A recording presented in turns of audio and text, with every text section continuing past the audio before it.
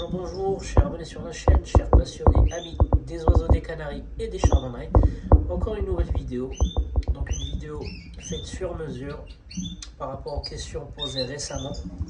Donc comme on le sait, la sortie de la mue, souvent les éleveurs vont commencer en fait à acheter des mutations pour pouvoir les préparer en hiver et puis démarrer le mois de janvier avec leur programme de préparation.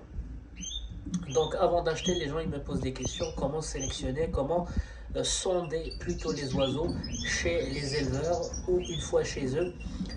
Comment en fait faire une bonne sélection d'oiseaux tout simplement. Donc sans parler de mutation, on parle d'oiseaux en bonne santé déjà.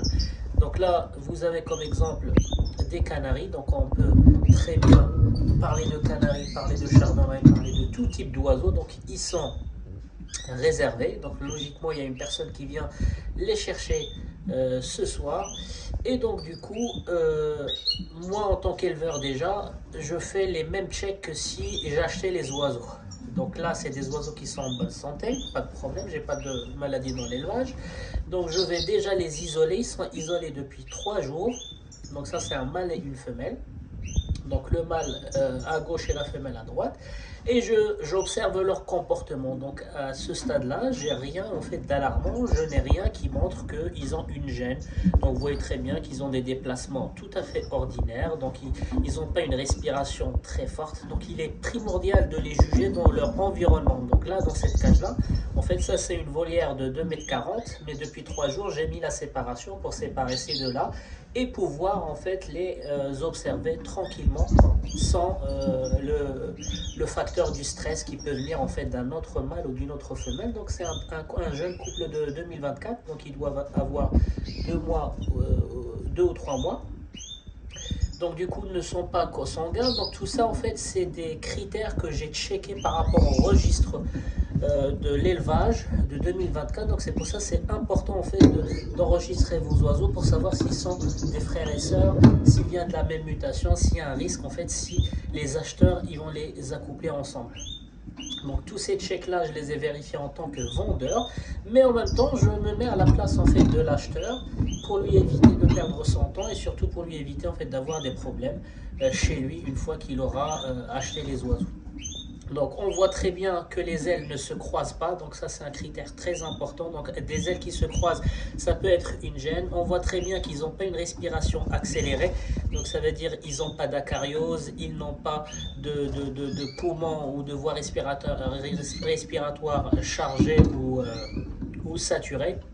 Donc on voit très bien qu'ils n'ont pas de problème de pattes, ils ne se mettent pas sur une seule patte, ils ne se mettent pas accroupis. Donc souvent les oiseaux qui ont en fait une gêne ne peuvent pas se mettre droit sur les perchoirs, mais ils vont s'asseoir directement sur le perchoir, ou souvent ils vont se pencher un peu en avant en fait. C'est comme s'ils avaient en fait un problème au niveau des tarses, des pattes, les tarses. Ok, donc le premier check, en fait, c'est un check dans leur environnement. Donc il faut demander aux vendeurs de ne pas bouger les oiseaux. Vous devez les voir dans leur environnement, dans leur salle d'élevage, dans la salle où ils ont évolué, voire même dans la cage où ils ont évolué, les amis. C'est un indicateur très important avant de rentrer dans le détail. Donc on voit très bien, c'est des oiseaux qui bougent assez, qui sont vifs, ils ne sont pas statiques, et puis on ne remarque aucune gêne ou aucun problème, ni physique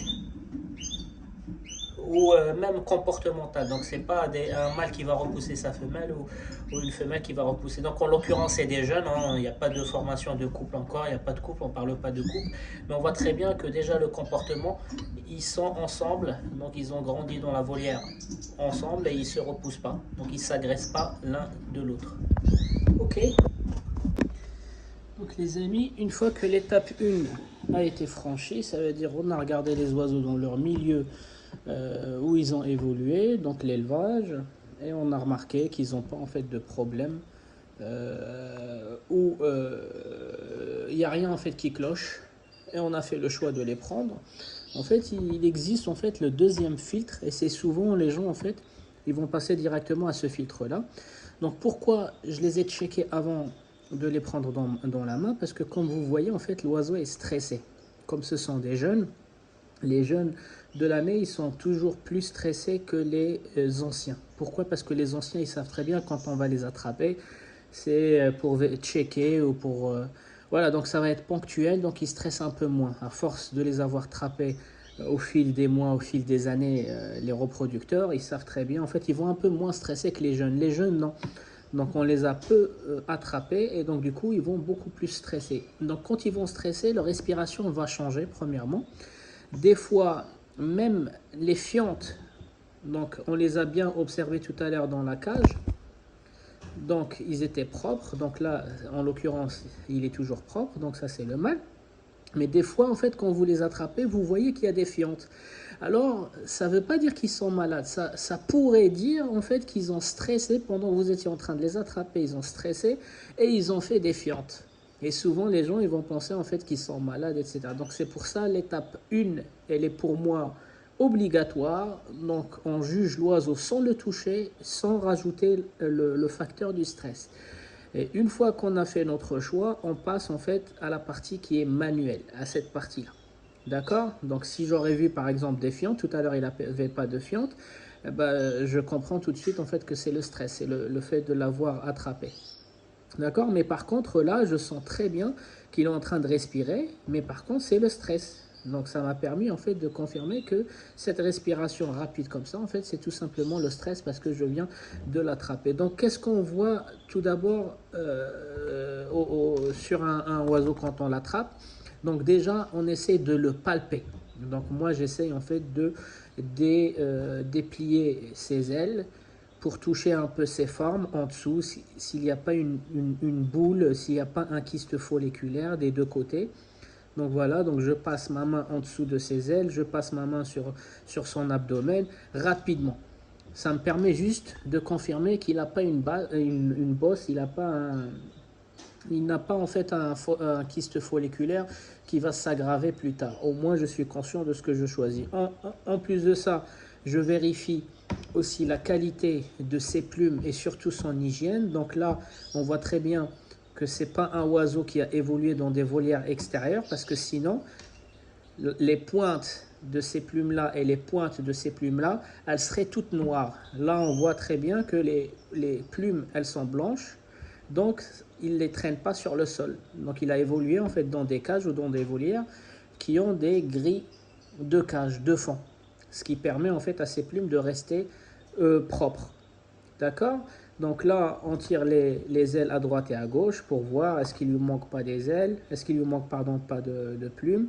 La queue, c'est pareil. Voilà. Donc ensuite, on va passer à la tête. Donc qu'est-ce qu'il y a à checker sur la tête? Donc souvent, sur la tête, on va checker le contour de l'œil. Donc vous voyez très bien que le contour de l'œil ici, en fait, il n'est pas déplumé, il n'a pas de bouton.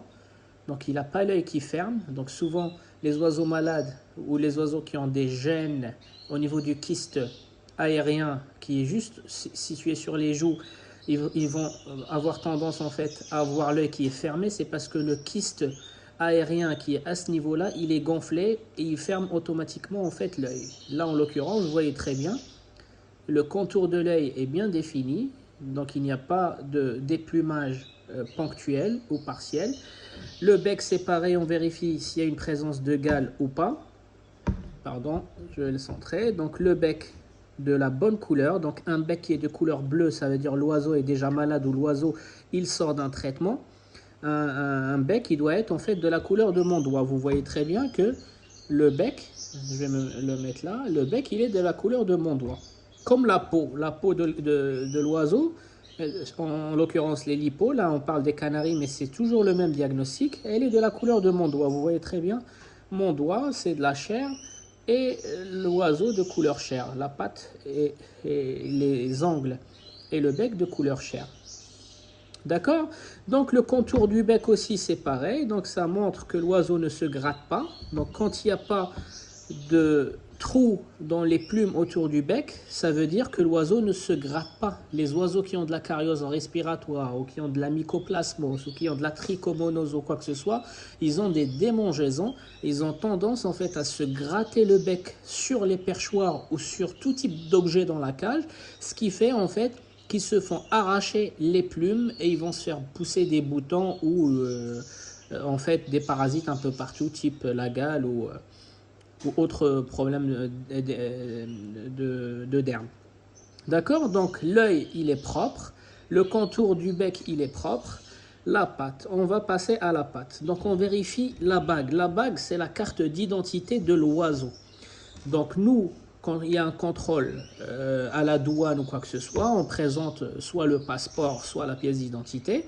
Les oiseaux, ils ont ce qu'on appelle les bagues. Donc comme je l'ai expliqué dans une vidéo dans le chapitre identification des oiseaux, en fait ça c'est la carte d'identité de l'oiseau qui va vous montrer le pays où il a été bagué, le club où il a été bagué et l'éleveur où il a été bagué. Aussi l'année et le diamètre. Donc chaque espèce elle a un diamètre. Chaque année, il y a des bagues, mais ça, c'est une bague homologuée. Là, je n'arrive pas à voir. Ça, c'est une bague du CDE. Voilà, c'est écrit CDE. D'accord? Mais il peut y avoir des bagues FFO, il peut y avoir des bagues UOF, il peut y avoir des bagues, mais ça, c'est une bague homologuée. Il y a d'autres bagues que vous pouvez trouver en libre service sur Internet qui ne sont pas homologuées, mais qui vont minimum donner l'année de l'oiseau et le diamètre, c'est-à-dire l'espèce. D'accord? Donc les pattes, qu'est-ce qu'il y a à voir sur les pattes? Donc déjà vérifier qu'ils ont bien 4 doigts.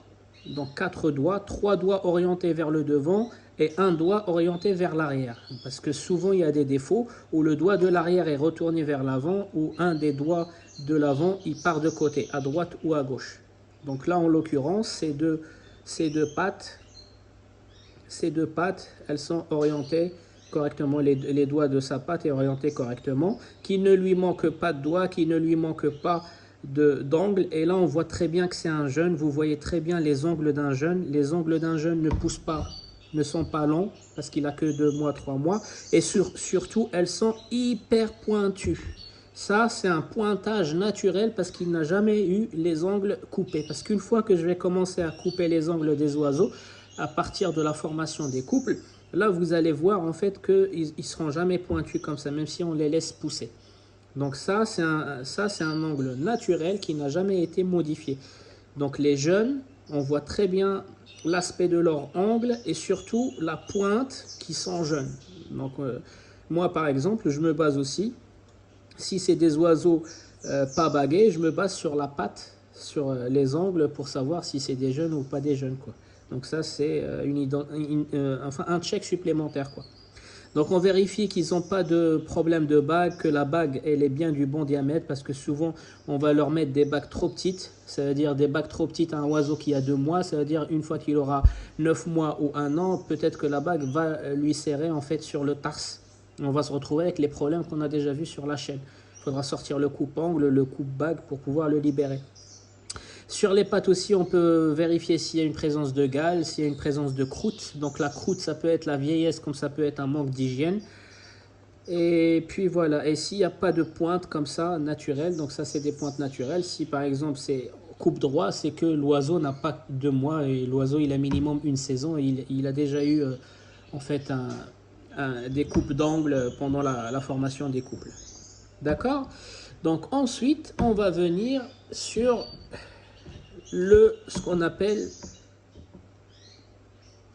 attendez, voilà, donc cette partie là elle est importante chez l'oiseau. Donc la partie poitrine, c'est ce qu'on appelle le bréchet. Donc quand vous passez votre main, vous ne devez pas sentir une lame, vous ne devez pas sentir un couteau. Ça vous dit que l'oiseau n'est pas comment on appelle ça, maigre. En fait, cette partie-là de l'oiseau, elle vous donne juste un état général de l'oiseau. Est-ce qu'il est maigre ou est-ce qu'il ne l'est pas?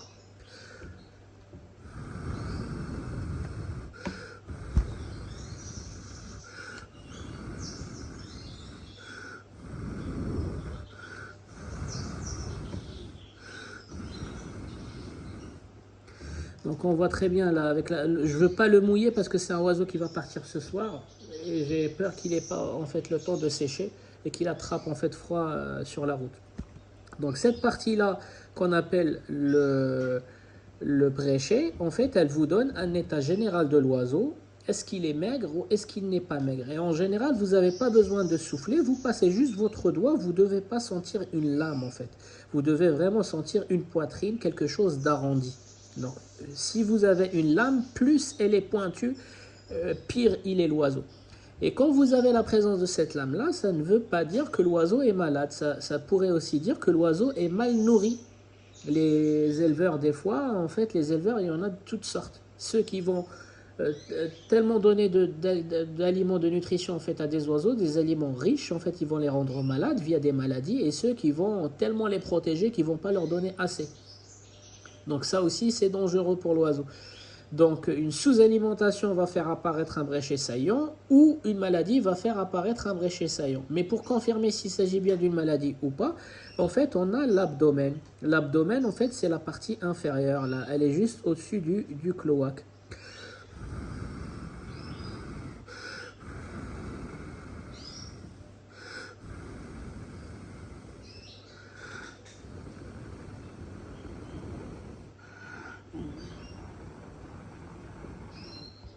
Si on voit, il faut qu'elle soit de cette couleur, la couleur de mon doigt. Donc si elle est jaune comme cette couleur-là, ça veut dire l'oiseau est trop gras. Si elle est de la couleur de mon doigt, ça veut dire l'oiseau est correct. Et si elle est bleue, elle est noire, ou des fois il y a des veines sanguines, c'est que l'oiseau, il est malade les amis. Et pour le confirmer, on peut aussi regarder les plumes autour du cloaque. Donc quand les plumes autour du cloaque, elles sont propres et sèches comme ça, elles sont sèches, elles sont bien brossées, etc. C'est l'oiseau, il a une bonne hygiène, il n'a pas de diarrhée. Mais souvent, les oiseaux qui sont malades, en fait, ils ont ces plumes-là un peu humides, un peu sales, parce que l'oiseau, en fait, il a la diarrhée. La diarrhée, ça humidifie cette partie-là, les amis. Donc voici en ce qui concerne la deuxième étape qui est le diagnostic manuel. Donc voilà, donc là c'est le stress, c'est juste pour vous confirmer qu'une fois que vous avez touché les oiseaux, en fait il se peut qu'ils mettent du temps à récupérer, qu'ils mettent du temps en fait à déstresser. Là en l'occurrence, si vous voyez dès le début un oiseau comme ça, c'est que c'est un oiseau qui a quelque chose. Mais là je viens de vous expliquer pourquoi il se met comme ça, c'est parce que ça fait 10 minutes qu'il est dans ma main, je suis en train de vous expliquer les axes à checker. Et donc forcément, il a été stressé les amis. Bon, par la même occasion, on voit qu'il a fait une fiente ici. Parce que mon doigt il est là. Donc là, il vient de faire une fiente. Donc, je suis quand même surpris qu'elle soit pas liquide parce qu'il est stressé. Mais bon, ça montre qu'il est en bon état, qu'il est en bonne santé surtout. Voilà, donc l'intérêt de le mettre dans une cage de transport aussi qui a un fond blanc, ça vous permet de voir en fait s'il stresse beaucoup, s'il stresse moins ou s'il est vraiment malade. En fonction en fait des fientes les amis, c'était Canari du 28, je vous souhaite un bon visionnage et je vous dis à la prochaine vidéo.